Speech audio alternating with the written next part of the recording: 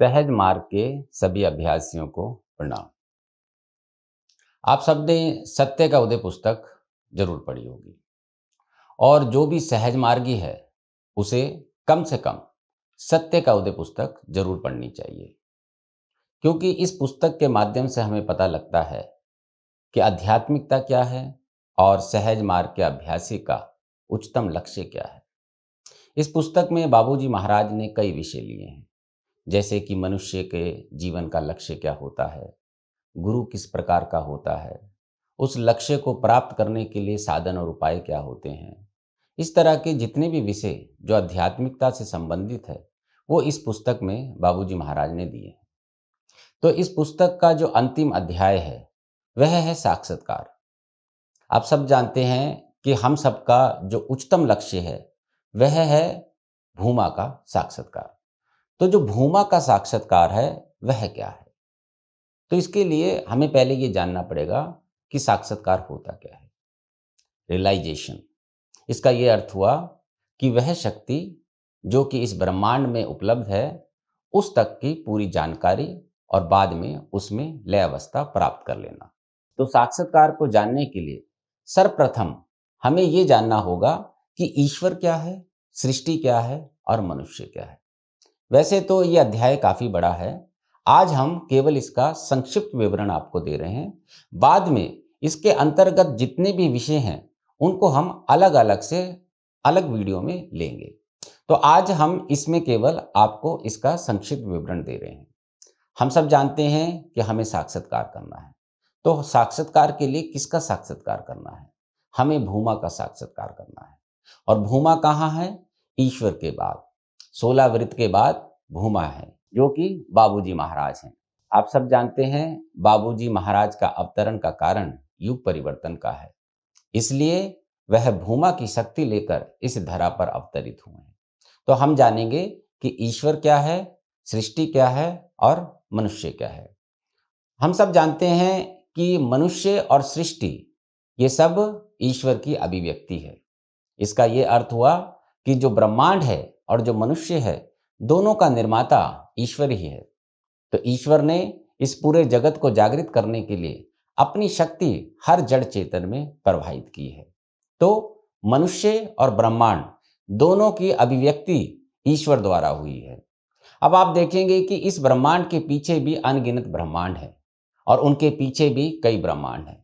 इसी प्रकार जो मनुष्य है उसके भी इस स्थूल शरीर के पीछे कई प्रकार के शरीर हैं, जिनमें से 3 शरीर हम जानते हैं, स्थूल शरीर, सूक्ष्म शरीर और कारण शरीर। इसके पीछे अति सूक्ष्म शरीर हैं जो आत्मा के ऊपर आवरण के रूप में चढ़े हुए हैं। बाबूजी महाराज ने कहा है इन सभी शरीरों के नाम देना संभव नहीं है, इसलिए इन्हें आत्मा के ऊपर के आवरण कहते हैं। और बाबूजी ने इसी अध्याय में यह भी बताया है कि आत्म साक्षात्कार ही ईश्वर साक्षात्कार है। ये क्यों कहा गया है? क्योंकि जो ईश्वर की शक्ति हमारी आत्मा को जागृत करती है वह ईश्वर का ही अंश है। अगर हम आत्म साक्षात्कार को प्राप्त कर लेते हैं तो समझिए कि हमने ईश्वर साक्षात्कार को प्राप्त कर लिया। अब बाबूजी महाराज ने हमें ये तो समझा दिया कि ईश्वर क्या है, सृष्टि क्या है और आत्मा क्या है। इसके बाद बाबूजी ने हमें बताया है कि साक्षात्कार के लिए हमें क्या करना होता है। तो बाबूजी ने बताया है कि जब से सृष्टि बनी है राजयोग पर निरंतर खोज हो रही है। आप सब जानते हैं सहज मार्ग राजयोग का परिवर्तित रूप है। तो उस समय के जो ऋषि थे उन्होंने 4 साधन बताए हैं साक्षात्कार के लिए। उसमें सर्वप्रथम आता है विवेक, दूसरा आता है वैराग्य, तीसरा आता है सठ संपत्ति और चौथा आता है मुमुक्षा। ईश्वर साक्षात्कार के लिए 4 साधनों की आवश्यकता होती है। वह है विवेक, वैराग्य, षट संपत्ति और मुमुक्षा। सहज मार्ग में विवेक और वैराग्य साधन नहीं माने जाते, यह साधना के क्रम में स्वतः ही हमारे अंदर पनपते हैं। आज हम आपको इसका केवल संक्षिप्त विवरण दे रहे हैं कि 4 साधन हैं जिनके माध्यम से हम आध्यात्मिकता को प्राप्त कर सकते हैं। अब इसमें आती है सठ संपत्ति। सठ संपत्ति में 6 संपत्ति होती हैं। ये आध्यात्मिक उपलब्धियां हैं। जब हम ध्यान का अभ्यास आरंभ करते हैं, जो बाबूजी ने हमें बताया है, तो उसके बाद धीरे धीरे कुछ संपत्तियां हमें प्राप्त होती हैं, जिसमें सर्वप्रथम आती है सम, द्वितीय आती है दम, तृतीय आती है उपरति, चौथी तितिक्षा, फिर श्रद्धा और अंत में समाधान। षट संपत्ति में 6 आध्यात्मिक उपलब्धियां आती हैं, सम, दम, उपरति, तितिक्षा, श्रद्धा और समाधान। और सहज मार्ग में हम सम से आरंभ करते हैं और दम स्वतः आ जाता है। इसके बाद उपरति का उल्लेख किया है। तो जो उपरति है वह वैराग्य का रिफाइंड रूप है। वैराग में हमारा भौतिक लगाव समाप्त हो जाता है, किंतु उपरति जो कि वैराग्य का रिफाइंड रूप है, यहाँ पर हमारी स्वर्ग की कामना भी समाप्त हो जाती है, ईश्वर प्राप्ति की कामना भी समाप्त हो जाती है। इस प्रकार से हम आगे बढ़ते हैं, हमारी गुरु के प्रति श्रद्धा हो जाती है। तितिक्षा का अर्थ होता है धैर्य बढ़ना, हमारा धैर्य बढ़ जाता है और धीरे धीरे हम समाधान की ओर पहुंच जाते हैं। अब ये सब होता क्या है? सम में हम मन को व्यवस्थित करते हैं। उसका मुख्य कारण ये है कि व्यवस्थित मन ही आध्यात्मिकता की ओर बढ़ता है। तो हम ध्यान के माध्यम से मन को व्यवस्थित करते हैं और जब मन व्यवस्थित हो जाता है तो हम आध्यात्मिकता की ओर बढ़ते हैं।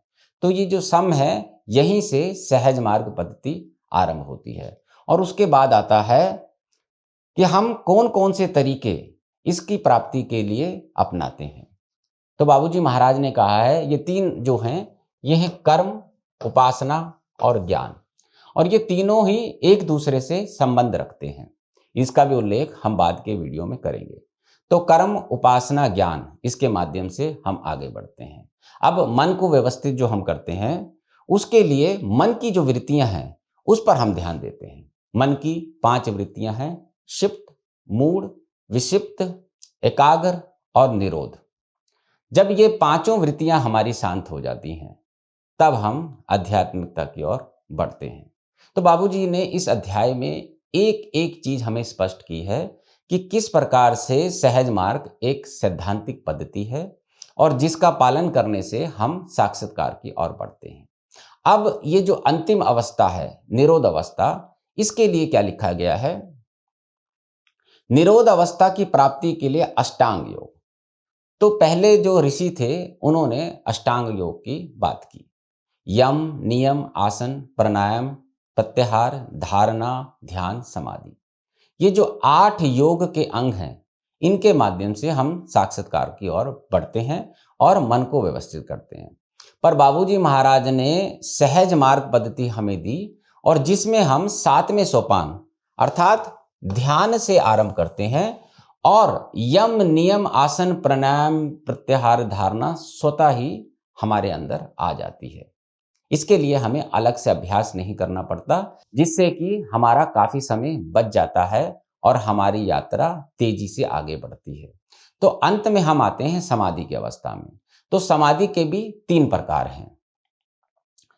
चेतना नहीं रहती, सबसे पहली समाधि की जो अवस्था है जिसमें हमें अपनी चेतना नहीं रहती। दूसरी आती है अचेतनता में चेतनता। अचेतनता में चेतनता, हम अचेत रहते हैं लेकिन हमारे अंदर चेतना होती है। जैसे हम पार्क में घूम रहे हैं और बाबूजी के ध्यान में डूबे हैं, लेकिन हम किसी पेड़ से नहीं टकराते, किसी व्यक्ति से नहीं टकराते। तो अचेतनता में रहते हुए भी हमारे अंदर एक चेतना जागृत रहती है। और अंत में आती है सहज समाधि, जहां पर हम सबको पहुंचना है। तो सहज समाधि पर संत कस्तूरी ने एक लेख भी लिखा है, आप वह भी पढ़ सकते हैं। और अगर वह लेख आपको चाहिए हो तो आप हमें ईमेल के माध्यम से भी संपर्क कर सकते हैं। तो सहज समाधि तक पहुंचना हर अभ्यासी का लक्ष्य है। और वह कैसे होता है? जब मन व्यवस्थित हो जाता है। अष्टांग योग के 7वें सोपान से हम आरंभ करते हैं और जो अंतिम समाधि है वहां तक हम पहुंचते हैं। और उसमें क्या होता है? सबसे पहले आता है कि चेतना नहीं रहती, दूसरा है अचेतनता में चेतनता, और तीसरी है सहज समाधि। जब सहज समाधि में हम पहुंच जाते हैं तो बाबूजी लिखते हैं कि तब हमें कुछ करने को नहीं रह जाता। क्यों? क्योंकि हर क्षण हम बाबूजी की याद में डूबकर ही अपने कार्य करते हैं। इसका यह अर्थ हुआ कि हर क्षण हम ईश्वर के निकट जा रहे हैं। जब तक ये यात्रा चलती है हम ईश्वर के और निकट होते हैं, जो कि हमारा लक्ष्य है भूमा साक्षात्कार। तो बाबूजी महाराज सहज समाधि में पहुंचने के बाद हमें अपनी ओर प्रगति से खींचते हैं। साधना के क्रम में अभ्यासी को कुछ आध्यात्मिक उपलब्धियां प्राप्त होती हैं, जो कि हैं वसु, ध्रुव, ध्रुवाधिपति, पार्षद और महापार्षद। इसमें जो सबसे नीचे का स्थान है वह वसु का है, जो किसी छोटे ग्राम या जिले को संभालता है। इसके ऊपर का ध्रुव का है। ध्रुव जो है एक पूरे शहर या राज्य को संभालता है, जिसके नीचे कई वसु कार्य करते हैं। इसके ऊपर ध्रुवाधिपति है, जिसके नीचे सारे ध्रुव कार्य करते हैं। तो ये सब आध्यात्मिक उपलब्धियां हैं जो बाबूजी महाराज के द्वारा ही अभ्यासियों को प्रदान की जाती है, और अभ्यासी सहज मार्ग का कार्य नियमित रूप से करता है। आप सब जानते हैं ये यात्रा अनंत है और बाबूजी के आशीर्वाद से ही हम आगे बढ़ते हैं। तो इसका पूरा जो निष्कर्ष निकला वह क्या है? वह यह है कि साक्षात्कार के लिए सबसे पहले मन व्यवस्थित होना चाहिए। मन व्यवस्थित का अर्थ हुआ कि मन की जो वृत्तियां हैं वह शांत हो जाएं और हमारे अपने नियंत्रण में आकर व्यवस्थित हो जाएं। तो वो होती हैं क्षिप्त, मूढ़, विक्षिप्त, एकाग्र और निरोध। इस अवस्था को प्राप्त करने के लिए अष्टांग योग का प्रयोग किया जाता है। यम, नियम, आसन, प्राणायाम, धारणा, प्रत्याहार, ध्यान, समाधि। और इसके बाद समाधि की भी 3 अवस्थाएं आती हैं। चेतना नहीं रहती है, अचेतनता में चेतनता और सहज समाधि। इस प्रकार से ये हम सारे कार्य करते जाते हैं। और इसके 4 साधन जो हमने आपको बताए हैं वह हैं विवेक, वैराग्य, षट संपत्ति और मुमुक्षा। तो ये जो उपलब्धियां हैं यह मुमुक्षा में ही हमारे पास आती हैं। तो बाबूजी ने सहज मार्ग को बहुत ही सहज बनाया है। केवल अभ्यासी को अपने आप को पूर्ण समर्पित करके बाबूजी की बताई हुई पद्धति का पालन करना है। जब वह सतत स्मरण में आ जाता है तो उसकी लय अवस्था आरंभ होती है और उसकी प्रगति होती जाती है। और बाद में अगर बाबूजी को किसी अभ्यासी से कार्य लेना होता है तो वह इस साधना की उपलब्धि में उसको कोई ना कोई पद दे देते हैं। तो इस प्रकार से आप जान गए कि साक्षात्कार क्या है, ईश्वर, मनुष्य, सृष्टि क्या है। अब आपको करना क्या है? केवल नियमित रूप से बाबूजी का ध्यान कीजिए और आप सब ये उपलब्धियां धीरे धीरे बाबूजी के आशीर्वाद से प्राप्त करेंगे और बाबूजी के कार्य को भी संपन्न करेंगे। जितने भी विषय बाबूजी ने इस अध्याय में लिए हैं हम उन पे अलग से विस्तृत रूप में एक एक वीडियो आपके समक्ष प्रस्तुत करेंगे।